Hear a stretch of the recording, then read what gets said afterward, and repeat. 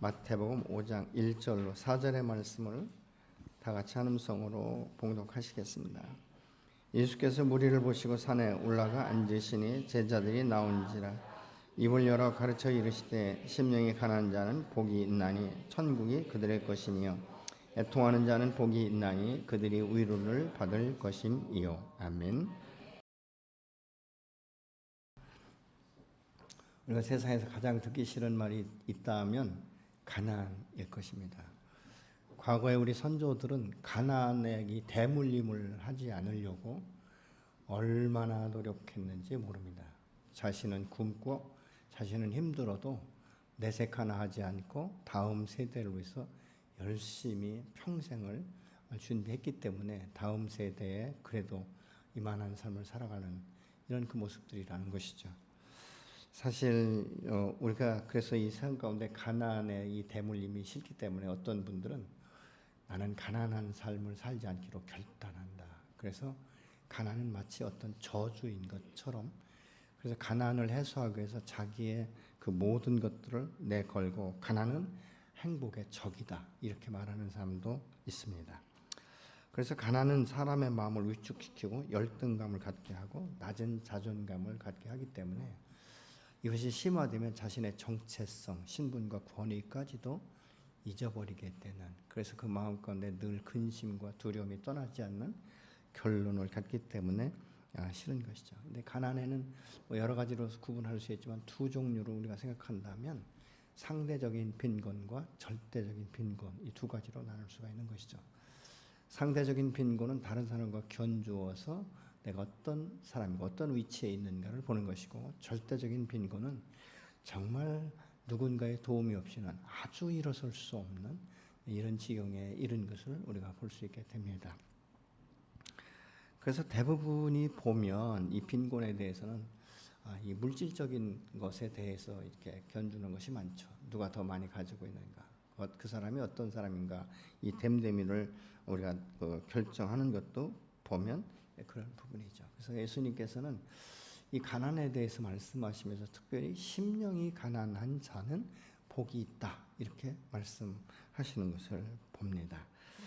이것은 무엇입니까? 이 영적인 의미를 지금 내포하고 있는 것이죠. 육체적인 것이 아닙니다. 영적으로 그 마음이 가난한 자는 복이 있다 이렇게 말씀하고 있죠. 왜 그러냐면 그 심령이 가난한 자를 하나님께서 돌보시고 채우시고 책임지시기 때문에 그렇습니다. 이사야서 41장 17절로 18절의 말씀을 같이 보시겠습니다. 가련하고 빈궁한 사람들이 물을 찾지 못하여 갈증으로 그들의 혀가 그들의 기도에 응답하겠고 나 이스라엘의 하나님이 그들을 버리지 않겠다. 내가 메마른 산에서 강물이 터져 나오게 하며 골짜기 가운데서 샘물이 솟아나게 하겠다. 내가 광야를 못으로 바꿀 것이며 마른 땅을 샘의 근원으로 만들겠다. 이것은 하나님께서 영적으로 가난한 자들을 위해서 이런 일을 당신께서 친히 이루겠다라고 지금 말씀하시는 것을 봅니다. 그렇기 때문에 굉장한 소망, 이 희망 이런 것들을 이제 지금 나타내고 있는 것이죠. 근데 오늘 본문에 보면 세번역 성경은 마음이 가난한 사람은 복이 있다. 그러면서 하늘나라가 그들의 마음 가운데 있다. 이렇게 말씀하시는 것을 보게 되는 것이죠. 주님은 왜 이 가난한 자에 대해서 마음이라는 단어를 쓰셨을까? 이 가난한 자와 마음이 가난한 자는 그럼 무엇이 다른가? 당시 유대인들의 사고방식 가운데는요. 가난하다고 생각하면 아주 무능력하고 게으르고 관리에 문제가 있고 하나님의 말씀대로 살지 않는 사람이라는 이렇게 치부가 있었어요. 그러니까 그렇게 판단한 것이 너 가난해? 너 게으르지? 너 하나님의 말씀 앞에 순종하지 않지? 이제 이런 것으로 평가를 했다는 것입니다. 그래서 이런 사람들은 지금 이 세상적인 사람들은 심약하다, 누구를 의지한다, 자기의 그 능력으로는 스스로 아무것도 할 수 없다 이렇게 평가하고 있지만 지금 주님께서 마음이 가난한 자는 복이 있다 이 말씀은 마음이 가난한 자는 세상 것에 욕심이 없고 단순하게 하나님만을 바라보고 하나님께 100% 의지하는 사람을 지금 말씀하고 있는 것이죠. 이런 사람은 무엇입니까? 사람 의지하지 않습니까? 물질 의지하지 않습니다. 오직 창조주가 되시고 나의 주인 되신 그 하나님을 100% 신뢰하고 그분 앞에 서는 것을 말하고 있는 것입니다. 그래서 시편 40편 17절에는 이렇게 말씀합니다. 나는 가난하고 궁핍하나 주께서는 나를 생각하시오니 주는 나의 도움이시요 나를 건지시는 이시라. 나의 하나님이여 지체하지 마소서. 다윗은 자신이 얼마나 무기력한 사람인가를 알고 그 곤핍에 처했을 때 자기를 도울 수 있는 분은 오직 하나님 한 분뿐이라는 것을 알고 그분 앞에 나가서 지금 간구하고 있는 것이죠. 하나님 나를 구원해 주십시오. 내가 지금 궁핍한 가운데 있습니다. 어떻게 해야 될지 모릅니다. 다른 사람은 나를 이렇게 세울 수가 없사오니 주여 나를 기억하시어 속히 응답하여 주옵소서. 지금 그렇게 기도하고 있는 것이죠. 다윗은 자신의 노력으로 이것을 극복하려고 하지 않습니다. 하나님 앞에 나가서 하나님 당신의 뜻이 어디에 있는지 당신의 그 말씀대로 내가 준행되기를 원합니다. 이런 간구가 함께 있는 것이에요. 일방적인 것만은 아니라는 것이죠. 이런 사람은 그 마음이 부유하거나 마음이 높아서 교만하지 않습니다. 그런데 반대로 마음이 궁핍하지 않은 사람들은, 가난하지 않은 사람들은 그 마음 가운데 나름대로 넉넉하다, 이만하면 족하다. 그래서 하나님을 찾지 않습니다. 하나님의 은혜를 기억하지 않기 때문에 이런 사람은 자기의 일상 가운데 뭐가 없냐? 감사가 없어요. 내가 얼마나 노력했는데, 이 일을 성취하기 위해서 내가 얼마나 열심히 특심이었는데, 이렇게 이제 생각을 하게 되는 것이죠. 그래서 현재 자기가 누리고 있는 이 물질, 이 풍요로움의 이 넉넉한 것에 대해서 스스로 자부심을 갖게 되는 이런 결과를 갖게 되는 것이죠. 이런 사람은요, 어떤 돈이나 명예나 이 성공에 관심이 많습니다. 그래서 그것들을 하나님보다도 항상 우위에 두고 있기 때문에 자기 능력과 힘을 자랑하고 남들과 비교하게 돼서 자기만 못한 사람들 앞에서는 얼마나 우쭐대는지 모릅니다. 근데 자기보다 나은 사람이 있으면 그 마음껏 분노가 일어나는 거예요. 내가 반드시 당신을 뛰어넘으리라, 이런 결단을 하게 된다는 것이죠. 할 수 있으면 그렇기 때문에 이런 사람은 적극적인 사고방식과 긍정적인 사고방식으로 아주 생산적인 삶을 살아야 승리할 수 있다고 스스로 생각하는 거예요. 그러니까 얼마나 힘을 다하겠습니까? 그러니까 이런 사람에게는 십자가도 필요 없는 거예요. 그러니까 이런 사람이 가는 길은 좁은 길을 선택하지 않습니다. 넓은 길을 선택하는 것이죠. 그래서 많은 사람들이 다니는 그 길을 선호하는 것이고, 마치 어떤 때는 휩쓸려 가는 것처럼 그냥 쓸려 나간다 할지라도 그곳에서 만족을 누리게 되는 이런 것들을 우리가 볼 수 있게 되는 것이죠. 그러니까 이런 사람은 결국 하나님 앞에는 굉장히 인색하고 자기 앞에는 후한 것이죠. 또 자식들에게 필요를 다 채워주는, 그렇지만 무엇입니까? 힘을 씨가 없는 거예요. 여러분, 현재 이 부모 세대는 다음 세대를 위해서 문을 열어놔야 돼요. 여러분, 축복의 통로가 되어야 될 줄로 믿습니다. 현재 자녀들에게 아무리 잘해준다 할지라도요, 그 자녀들이 여러분이 물려준 그 유산을 가업으로 지속적으로 평생 지킬 수 있다는 보장은 아무도 없는 것이에요. 우리는 성경을 통해서 이런 일들을 굉장히 많이 보지 않습니까? 아브라함은 갈 바를 알지 못했지만 믿음으로 떠났어요. 그리고 그는 오직 하나님 앞에 예배드리고 제단을 쌓는 일에 힘썼거든요. 때로는 실수했지만, 그래서 아브라함과 이삭과 야곱을 통해서 흘러가는 축복이 다음 세대를 그 축복하면서 그 통로를 여는 것들을 우리가 볼 수 있어요. 그런데 아브라함의 조카 롯은 아브라함과 다닐 때는 굉장히 축복받는 줄 알았어요. 그런데 그가 분리되니까 어떻습니까? 하나님보다 세상을 더 좋아하는 것이죠. 그러면서 그의 그 다음 세대에 대해서 문을 여는 자가 되지 않았어요. 그래서 그는 어떻습니까? 그 하나님의 해중에 영원히 들지 못하는 모압과 암몬족 속의 조상이 되는 것을 우리가 볼 수 있지 않습니까? 여러분, 다윗은요, 하나님 앞에 충성된 사람이었고요. 다윗을 하나님께서 내 마음에 합한 자라고 말씀하셨어요. 근데 다윗의 그 세대를요, 다음 세대인 솔로몬이 받았거든요. 그러니까 아버지의 세대의 축복을 솔로몬은 누렸어요. 근데 솔로몬이 다음 세대를 준비하지 못했습니다. 왜 그런지 아십니까? 우상이 그 마음 가운데 자리 잡기 시작한 것이에요. 그래서 각국에서 가지고 오는 많은 우상들을 섬길 수 있는 산당을 져주지 않습니까? 그래서 다음 세대에 하나님의 은혜와 하나님의 축복의 통로를 막아버린 거예요.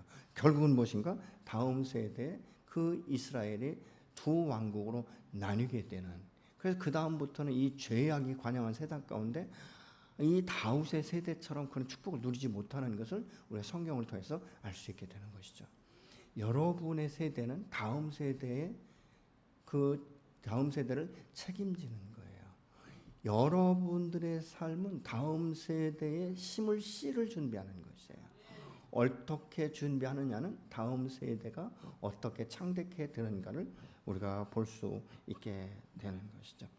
내가 아무리 잘 살아서 내 다음 세대까지는 그것이 유지될 수 있을지 모르지만 그 다음 세대를 과연 예비할 수 있을까 우리가 생각해 보는 것이죠. 여러분의 가정은 다음 세대를 어떻게 지금 준비시키고 있습니까? 여러분, 이 축복의 통로가 막혀버리는 일이 있어서는 안 되는 것이죠. 나는 하나님이 주인 되심을 부인하고 약속의 말씀 앞에 불순종하면서 기도할 때는 꼭 받기를 원하고 내 자식들이 잘 먹고 잘 살고 잘 되기를 원하는 기도는 할 수 있습니다. 그러나 내 삶을 통해서 다음 세대가 먹을 씨앗을 심지 않으면 다음 세대는 역시 힘든 인생을 살아갈 수밖에 없다 그 말입니다. 하나님의 나라는 나와 하나님 관계가 어떠냐에 따라서 달라지는 거예요. 너는 하나님 앞에 마음이 가난하다 이것은 절대 빈곤을 의지하는 거죠. 하나님은 창조주가 되시기 때문에요. 누구에게도 도움이 필요 없어요. 누가 하나님에 대해서 무슨 책임지고 무슨 일을 해야 되고 그거 아니에요. 그러나 우리는 피조물이란 말이죠. 피조물은 절대적인 창조주로부터 공급받아야 되는 거예요. 그분이 나의 주인 되심을 인정하고 그 주인 되심을 인정하는 것은 무엇입니까? 청직이라는 것을 인정하는 거예요. 청직은 무엇이죠? 맡은 일에 충성된 거예요. 그래서 청직의 사명을 감당할 때 이 주님께서 뭐라고 하니까 착하고 충성된 종아, 내가 작은 일에 충성했으니까 더 큰 일을 맡기겠다라고 말씀하고 있지 않습니까? 여러분의 삶을 보시면서 하나님께서 더 큰 일들을 맡기고 더 큰 축복의 문을 열 수 있는지 우리는 생각하며 살아야 된다는 것이죠. 심령이 가난한 사람은요, 하나님을 인격적으로 만난 사람이에요. 그리고 한 가지 더 할 것은 성령을 체험한 사람입니다. 여러분, 인격적으로 만났어도 많은 사람이 성령을 체험하지 못하면요, 굉장히 지식적이고 이론적인 하나님을 압니다. 그래서 말과 행동이 달라지는 거예요. 말은 아주 잘할 수 있는데 행동은 전혀 아닌 거예요. 하나님의 주인 되심을 인정하는 건요, 하나님 말씀 앞에 순종하는 것입니다. 내게 있는 모든 재물이 내 것이 아니고 하나님께서 흘려보내라고 하면 흘려보낼 수 있어야 되는 줄로 믿으시기 바랍니다. 저는 며칠 전에 말이죠, 한 다른 교회 그 권사님으로부터 이런 부탁을 받았어요. 자기는 기도 중에 아프리카에 하나님께서 사명을 주셨다는 거예요. 그래서 아프리카에 교회를 짓고 싶다. 그러면서 한 3천만 원 정도로 지을 수 있는 교회를 선택해 주면 좋겠다. 그런데 왜 하필 그 본인 교회가 아닌 우리 교회 이름으로 하라고 할까? 당신 이름은 딱 빼라는 거예요.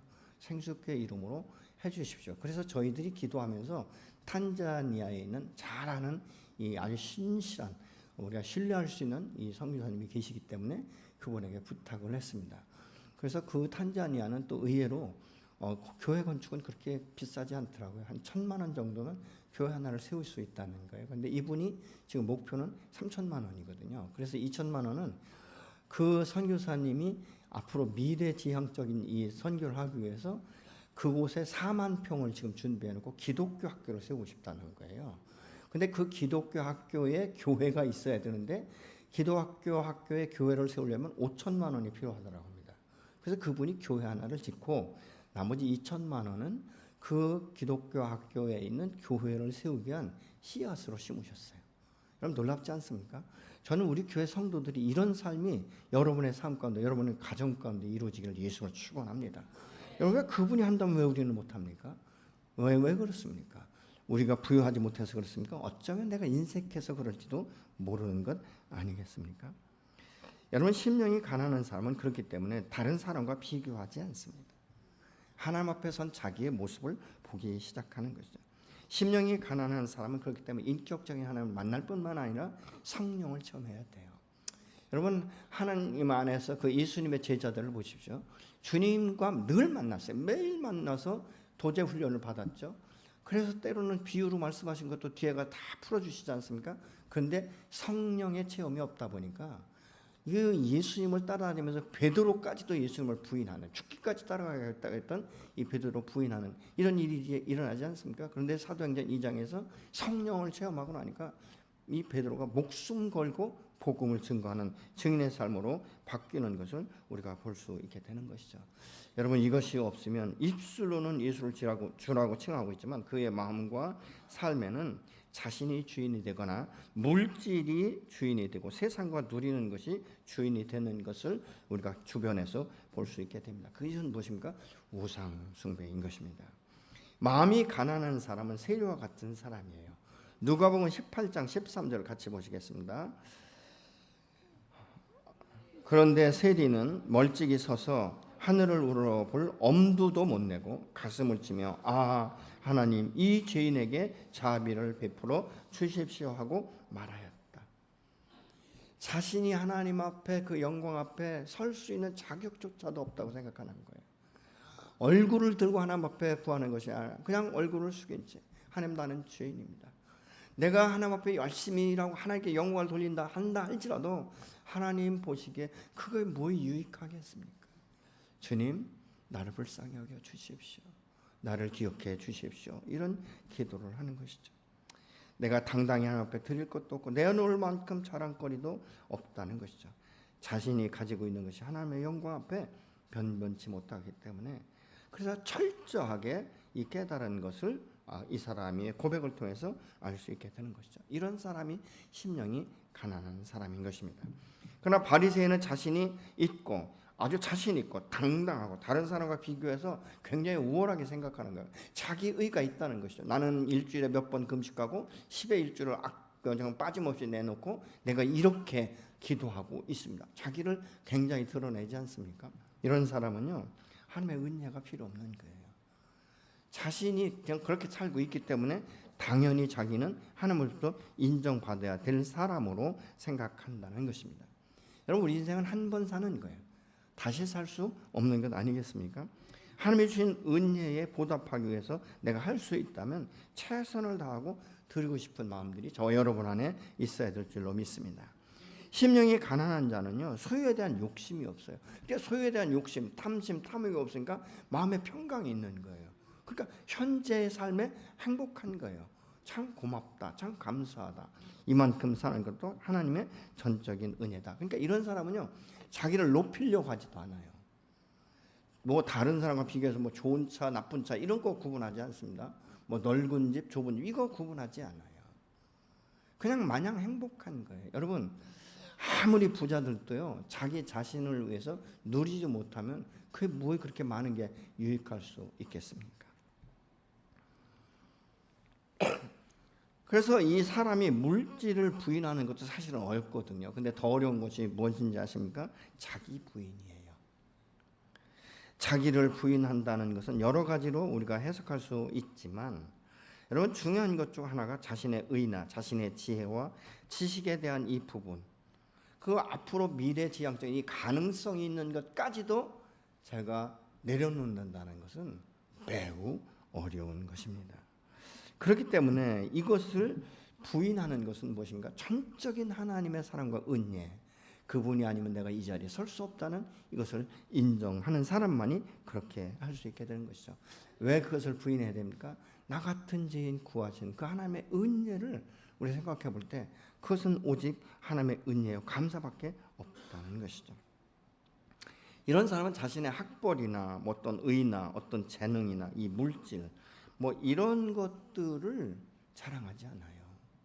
사도 바울은요 예수를 만나기 전에는 자기가 출생부터 자기는 당당했어요. 돈으로 산 것이 아니라 나는 로마 시민권을 가지고 태어났다 이렇게 말하고 있지 않습니까? 그 학벌도 굉장히 아주 내놓으라 하는 그 선생님 밑에서 살았습니다. 그게 굉장히 자랑스러웠어요.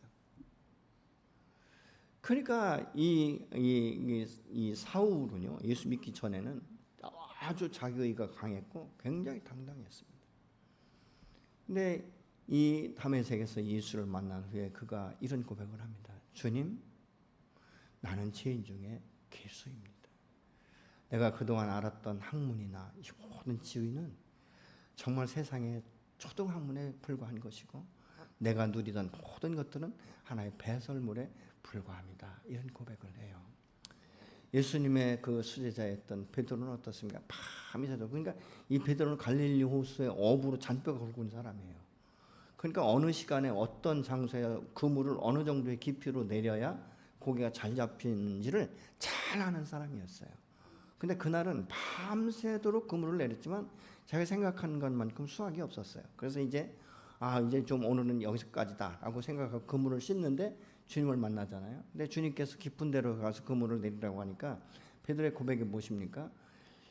주님, 지금까지 내가 밤새도록 고기를 잡지 못했지만 선생님의 말씀에 의지해서 내가 그물 한번 더 내려볼게요. 그러고 그물을 내렸는데 얼마나 고기가 많이 잡혔는지 자기 배로는 감당할 수 없었습니다. 그러면 우리가 보편적인 생각은 어떻습니까? 정말 선생님 감사합니다. 당신은 탁월한 사람이다. 이렇게 말해야 되는데 베드로는 그렇게 말하지 않아요. 주님, 나를 떠나십시오. 나는 죄인입니다. 이 고백을 하는 거예요. 왜 많은 수확을 얻었는데 당신을 죄인이라고 했을까? 그 주님의 영광을 본 거예요. 이분인 우리와 다르다는 것을 그가 알기 시작한 것이죠. 자신이 주님 앞에 감히 설 수 없을 만큼 죄인인 것을 깨닫고 고백한 것 아니겠습니까? 이처럼 심령이 가난한 사람들의 특징을 보면 전적으로 하나님 앞에 굴복하는 것, 전적으로 하나님의 영광만을 나타내는 것, 그분만 의존하는 것을 우리가 볼 수 있게 되는 것이죠. 하나님은 창조주세요. 아까도 말씀드렸지만 그분에게는 아무것도 도움이 필요 없는 거예요. 왜요? 모든 것의 주인이시고 모든 것의 근원이시 되기 때문에 그렇습니다. 그런데 피조물인 우리는 어떻습니까? 하나님의 도우심이 없이는, 하나님의 은혜가 없이는 우리가 하루도 존재할 수 없게 되는 것 아니겠습니까? 그러니까 그 주님은 어떠신가? 모든 것이 되시며 주인이 되시고 모든 것을 주관하고 다스리는 분 아니겠습니까? 그러니까 복의 근원이 되시는 것이죠. 하나님의 주권을 인정하고 주인 되심을 인정하는 사람은요, 자신은 청지기로 인정하는 것 아니겠습니까? 청지기는 자신이 누리는 모든 것이 하나님께로부터 온 것임을 인정하기 때문에 주인의 말씀 앞에 순종할 때 착하고 충성된 종이라고 칭함받을 수 있게 되는 줄로 믿으시기 바랍니다. 충성된 청지기는요, 모든 재정과 이 삶을 자기 주관대로 사용하지 않습니다. 주인이 주관하시는 대로, 주인이 말씀하는 대로 그대로 집행하고 순종한 것입니다. 그것이 선한 청지기 아니겠습니까? 그러니까 이렇게 사는 사람은요, 성경을 인생의 지도로 삼는 것이죠. 그래서 그 주님이 주신 말씀 안에서 자기의 좌표를 설정하기 시작하는 거예요. 자기의 좌표를 설정하는 거 보시니까 언약의 말씀을 붙드는 거예요. 언약을 성취케 하시는 하나님의 은혜를 기억하며 그 말씀 앞에 순종하는 사람에게는 어떻습니까? 진정한 행복을 누릴 수 있는 거예요. 3절 후반부에 보면 심령 이 천국이 저희 것입니다. 이렇게 말하고 있지 않습니까? 어떤 사람? 마음이 가난한 사람. 그 사람들의 마음 가운데 천국이 이루어진다라고 말씀하고 있습니다. 이것은 무엇을 의미합니까? 제사함을 받고 진리 가운데 자유를 누리는 것이죠. 하나님의 자녀된 신분과 권위를 자기가 아는 거예요. 그러니까 나 같은 죄인 구원하셔서 하나님의 자녀 삼으신 하나님의 은혜를 우리가 기억할 수밖에 없는 것이고, 나 같은 죄인을 구원하고 이 땅 가운데 새로운 길, 새로운 삶을 살도록 하기 위해서 자신의 몸을 아낌없이 내어주신 예수 그리스도의 그 보혈의 의미를 우리가 알고 그 은혜의 보좌 앞에 나아가는 것을 우리가 생각하는 것이죠. 그래서 그분 앞에 소망을 두고 이 세상은 나그네 길이라는 것을 인정하고 그 주님과 함께 동행하는 삶으로 만족하는 사람들, 그 마음 가운데 무엇이 이루어진다고요? 천국이 이루어진다는 것입니다. 누가복음 17장 21절 같이 보시겠습니다. 또 여기 있다 저기 있다고도 못하리니 하나님의 나라는 너희 안에 있느니라. 아멘. 하나님의 나라가 어디에 있다고요? 내 안에 있다는 거예요. 여러분 안에 하나님의 나라가 있는 줄로 믿으시기 바랍니다. 여러분 안에 천국이 이루어진 줄로 믿으시기 바랍니다. 여러분은 천국을 소유한 자들이에요. 그러면 행복하지 않습니까? 아니, 천국이 다 내 것인데 행복하지 않습니까? 이렇게 좀 옆에 분에게 말씀하실래요? 당신은 천국의 복을 받은 사람입니다. 이렇게 하십시오. 당신은 행복한 사람입니다. 아멘. 다시 한번 외치실래요? 나는 복 받은 사람이다. 나는 행복한 사람이다. 아멘이십니까? 근데 왜 인상이 그래요? 예? 행복한 사람의 인상은 좀 환해야 되지 않아요? 예. 여러분, 행복은요 많은 소유에 있지 않아요. 여러분, 부부가 함께 결혼해서 살면서 참 갈수록 더 좋아지는 사람이 있는가 하면 갈수록 이상해지는 사람이 있어요. 내가 커플이 씌워졌지 이래요. 그래서 어떤 사람은요, 겁없는 남자들이 이렇게 말해요. 당신 다음에 다시 태어난다고 해도 나하고 살 거지? 이런데요. 우리 여성들만 대답해 보세요. 아멘이십니까? 어떤 분은 이런데요. 미쳤니? 그런데. 근데 왜 그렇습니까? 부부의 마음이 맞지 않기 때문에 서로가 서로를 존중하고 서로를 세워주고 이런 것들이 되지 않는 거예요. 그러니까 자꾸 힘든 거예요. 살수록 힘든 거예요. 근데 여러분, 정말 행복한 사람은요, 살수록 재미있어야 돼요. 살수록 사랑하고. 어저께 어떤 목사님이 이런 말씀을 저희 아내에게 하셨다고 하더라고요. 자기는 자기 아내가 죽으면 목회 못할 것 같다.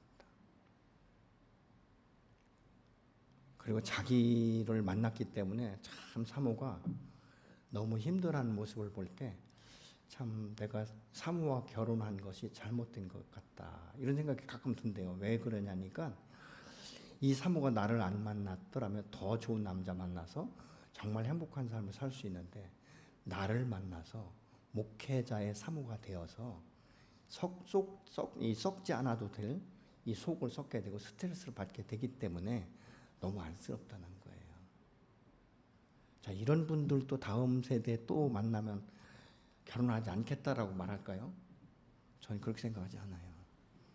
그분들을 부부를 보면요, 부러울 만큼 얼마나 둘이 그렇게 사랑하는지, 서로가 서로를 다 배려하는 이런 모습을 보죠. 여러분, 이 말 하니까 또 속으로 그런 거 아니에요? 우리 남편이 그랬으면 좋겠다. 네, 그냥 둘 다 똑같아요, 여러분. 주는 거나 받는 거나 똑같아요. 어떻게 나만 받으려고 하고 나는 주지 않는다? 그건 좀 이상한 거죠, 그죠? 전 그 목사님 부부를 보면요, 참 행복한 사람이에요. 그러니까 자녀들도 그렇게 행복해요. 아주 얼마나 이 가족이 하나가 됐는지. 다른 사람들이 이렇게 말하는 사람, 저 사람들 가족밖에 모른다. 근데 그게 아니에요. 그분의 삶을 보면 가족만이 아니에요. 다른 사람을 그렇게 배려하는 것들을 보게 됩니다. 이 말은 어떤 말입니까? 예수님께서 성령으로 내 마음에 계시면 천국이 내 안에 이루어졌다는 의미인 것입니다. 마음이 천국에 이루어진 사람은 삶에 대한 두려움이 없어요. 근심이 없어요. 걱정이 없습니다. 그렇기 때문에 마음에 평안이 있고 안정감이 있는 것이죠. 왜요? 하나님이 내 인생을 책임진다는 확신이 있기 때문에 그렇습니다. 여러분, 여러분의 인생을 하나님이 책임진다는 확신이 있으십니까? 그만큼 신뢰가 있으십니까? 그러면 염려하고 근심하고 두려워할 필요가 없지 않겠습니까? 로마서 14장 17절은 이렇게 말씀합니다. 하나님의 나라는 먹고 마시는 일이 아니라 성령 안에서 누리는 의와 평화와 기쁨입니다. 아멘이십니까? 먹고 마시는 데 있지 않다는 거예요. 어떻게 해요? 그렇기 때문에 이제 하나님의 나라는 성령 안에서 누리는 의와 평안이다라고 말씀하고 있죠. 주님은 말씀합니다. 내가 주는 평안은 세상이 주는 것과 다르다고 말씀하고 있지 않습니까? 행복은 대개 소유의 양으로 생각할 때가 많습니다. 이 세상에서는 내가 얼마나 소유했느냐에 따라서 행복 지수를 따지는 경우가 참 많습니다. 그러나 많은 것을 가지고 있다고 해서 다 누리며 살 수는 없는 것 아니겠습니까? 여러분, 어떤 사람들은 나름대로 목표를 정확하게 세우고 그것을 위해서 먹지도 못하고 쉬지도 못하고 밤낮 없이 노력하지만 자신에 대해서는 한 번도 자유롭게 자신을 격려하고 자신을 축복하고 자신을 대접하지 못하는 사람들이 참 많습니다. 여러분은 스스로를 대접하십니까? 여러분 스스로를 얼마나 자유롭게 대접하십니까? 나는 이걸 먹을 수 있는 자격이 있어. 난 이걸 누릴 수 있는 자격이 있어. 그렇게 생각하십니까? 아니면 내가 이거 먹느니, 내가 뭐 2만 원짜리 음식을 먹느니 5천짜리 먹고 15,000원대 자식 학원 보내야지. 이렇게 자기 자신에게 인색하진 않으십니까? 어떤 사람은 그렇게 열심히 노력을 했어요. 그래서 자녀들에게 뭐 많은 재산을 물려주기도 하고요. 뭐 좋은 학교에 들여보낼 수도 있습니다. 그런데 그렇게 하다 보니까 자녀들에게 어떤 물려줄 재산이 더 이상 없으니까 자녀들 부모를 공양하지 않는 경우가 굉장히 많습니다. 그리고 젊어서 너무 고생을 하다 보니까 육체가 병드는 거예요. 그러니까 누릴 수가 없는 거예요. 과연 이것을 행복하다라고 볼 수 있을까요? 여러분이 현재 여러분 자신을 스스로 축복하십시오. 그리고 격려하십시오. 그리고 자유를 누리세요. 그만한 자격이 여러분에게는 있습니다. 아멘이십니까? 여러분들이 건강하시고 그렇게 누리셔야 자녀들이 그 모습을 보면서 부모를 공경하게 되는 거예요. 더 내려놓음의 이 저자 이용규 선교사는 은사를 주신 하나님 앞에 기뻐하면서 기도에 힘쓰는 아내가 어느 날 기도하다가 기도가 더 이상 되지 않는다라는 고백을 합니다. 그래서 왜 내가 그럴까 이런 것들을 생각하기 시작했다는 것이죠. 그래서 내가 선물 받기에 급급해서 받은 후에는 감사하는 마음보다는 당연한 것으로 나는 받을 것을 받았고 하나님 내게 당연히 주실 것을 주셨다는 생각이 들더라는 것이죠. 몽골에 돌아와서 기도하면서 더 큰 은사를 키워야 된다라는 이 마음으로 기도 시간을 채우려고 했지만 하나님의 사랑이 그 마음 가운데 없었다는 것을 어느 순간 느끼기 시작했다는 것이에요. 너무나 그것이 부끄러워서 하나님 앞에 나아갈 수가 없는데 다음 날 눈을 떴는데 마음이 무거워서 기도할 수 없는, 그러니까 기도할 수 있는 이 생각이 없는 거예요. 왜? 너무 그것이 어떻게 보면 그 마음에 무거웠던 것이죠. 쉽게 얘기하면 쪽팔린 겁니다. 하나님에게 주신 은사나 은혜가 너무 많은데 내가 더 많은 것들을 요구했지만 실질적으로 그 안에 사랑이 비어 있었다는 것이죠. 감사가 없었다는 것이에요. 그렇게 이제 아침에 그 기도하지 못하고 누워서 묵상하는데 갑자기 이런 생각이 들더라는 것이죠. 아, 내가 마치 아빠가 외국에 다녀왔을 때 선물을 사다 준 아이와 같구나.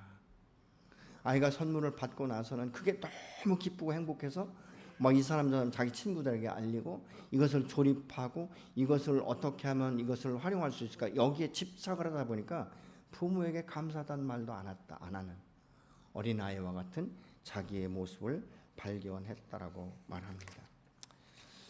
여러분, 나는 지금까지 하나님보다 주님이 주신 은사나 재물을 더 사랑하고 추구하고 있지는 않는지 우리가 돌아봐야 될 것입니다. 그 결과 더 많은 은사와 재물은 모을 수 있을지 모르지만 하나님과의 관계가 멀어져서 친밀감을 잃었다면 내 안에 평안은 없습니다. 내 안에 천국은 이루어질 수 없는 것이죠. 주님 앞에 감사하지 못하고 주인 되심을 무시한 채 내 발만 불리는 이 죄를 범하고 있지 않는지 우리는 생각해 볼 필요가 있는 것입니다. 하나님 반드시 심은 대로 거두게 하시는 분이신다는 것을 우리가 알아야 될 줄로 믿습니다. 올 한 해 지금 절반이 지나고 다음 주에는 우리가 맥주감사주일로 지켜지게 됩니다. 여러분에게 지금까지 베푸시고 인도하시고 지키신 하나님의 은혜가 얼마나 되는 것 같습니까? 부모들의 삶은 자녀들의 본이들은 거울과 같아요. 여러분 하나님 앞에 인색하고 자신과 자녀에게 후한 삶이 현재는 좋을 수 있습니다. 그러나 심을 씨까지 먹게 된다면 다음 자식 때에는 거둘 것이 없습니다. 농부는 아무리 가난해도 심을 씨는 먹지 않습니다.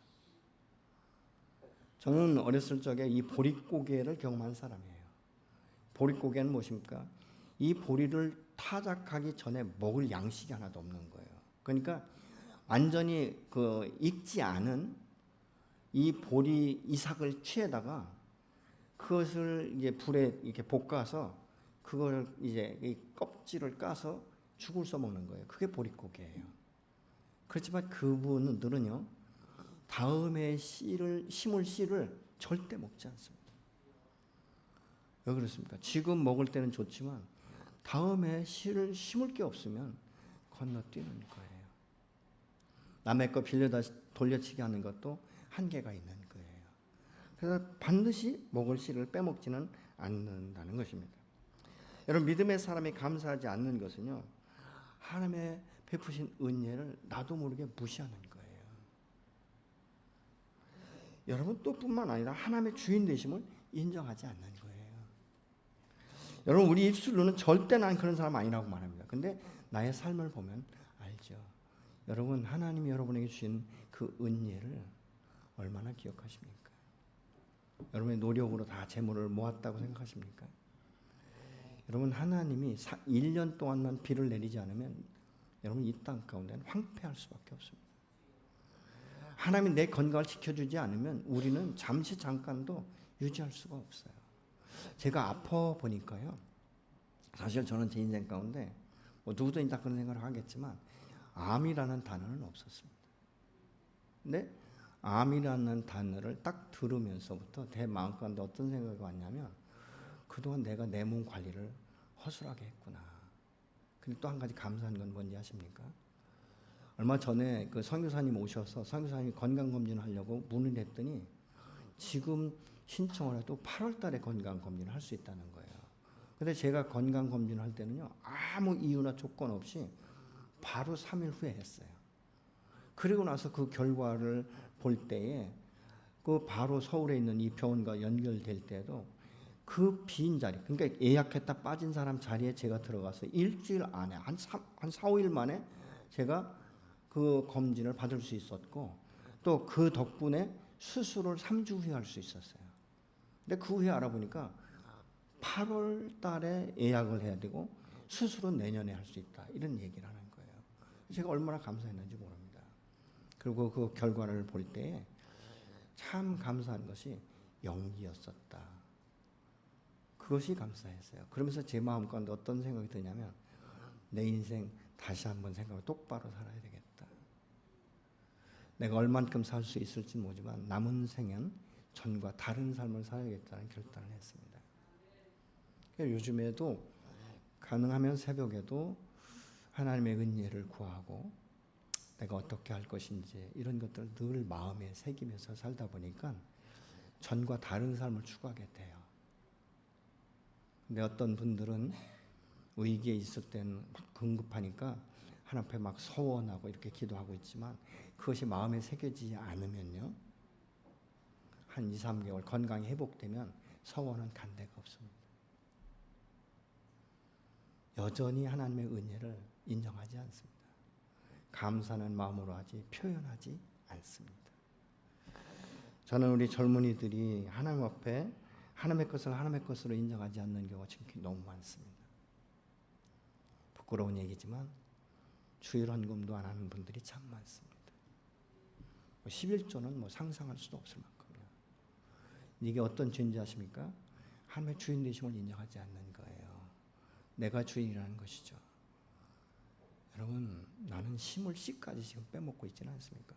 그럼 다음 세대를 어떻게 축복하실 것입니까? 우리는 다시 한번 생각해 봐야 돼요. 감사해 줄 건 딱 한 가지입니다. 나 같은 죄인이 무엇이 간데 나를 이처럼 사랑하셔서 나의 죄를 사하기 위해 십자가에 아낌없이 당신의 아들을 내어놓으셨고, 그 아들 되신 예수는 하나님의 말씀의 그 순종함을 통해서 그 젊은 나이에, 그 청춘의 나이에 자기의 생명을 아낌없이 나를 위해서 십자가에 내어놓으신 것 아니겠습니까? 여러분, 우리는 이 발과 손을 가지고 얼마나 범죄의 현장 가운데 드러났는지 모릅니다. 발로 지은 죄, 손으로 지은 죄. 여러분, 이 죄를 씻기 위해서 예수님의 발이 뭉그러질 만큼 대못을 박히지 않습니까? 양손에 그 못이 박혀서 유혈이 낭자합니다. 그 피로 말미암아 내가 손과 발로 지은 죄도 씻김받은 것 아니겠습니까? 영원히 죽을 수밖에 없는 나의 영혼을 살리기 위해서 그 십자가에 아낌없이 내어진 하나님의 그 사랑과 은혜 하나만 생각해도 우리는 감사할 수 있어야 되는 것입니다. 여러분, 이 상반기를 여러분이 노력해서 막 열심히 운동하고 그래서 지금까지 생명이 유지된 것 같습니까? 건강이 유지된 것 같습니까? 아니에요. 내가 믿든 안 믿든 보이지 않는 하나님의 손길이 있었고, 하나님의 돌보심이 있었고, 하나님의 보호하심이 있었고, 하나님의 축복하심이 있었기 때문에 오늘 내가 이만큼 살게 된 줄로 믿으시기 바랍니다. 오늘도 내가 하나님 앞에 나와 예배드릴 수 있는 것은 물론 여러분의 의지도 있습니다만은 하나님의 은혜예요. 아멘이십니까? 그래서 우리는 하나님 앞에 감사할 제목이 없는 것이 아니에요. 내가 때로는 고난이 올 수 있습니다. 때로는 내가 원하지 않은 역경이 올 수도 있습니다. 그러나 내가 감사할 것은 무엇입니까? 그것을 통해서 내가 잃어버린 하나님을 찾고 잃어버렸던 하나님의 은혜를 찾고 감사를 잃어버린 것을 감사케 하시는 그 주님을 만나기 때문에 십자가 앞에 돌아올 수 있게 하신 은혜에 우리가 감사할 수 있게 되는 줄로 믿으시기 바랍니다. 그렇기 때문에 우리의 인생은 감사로 넘치는 이 삶이 되어지게 되는 줄로 믿으시기 바랍니다.